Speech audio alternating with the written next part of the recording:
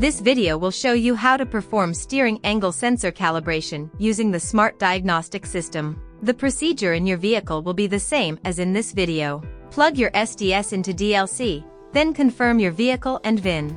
First, select Workshop Tools. Then Steering Angle Sensor Calibration. EMPS Electric Motor Power Steering. Torque Sensor Adjustment. Follow the on-screen prompts to complete the procedure.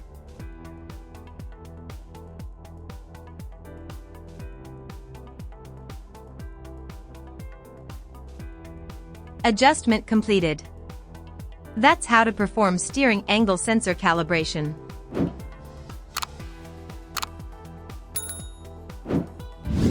For more information, please visit us at Innova.com.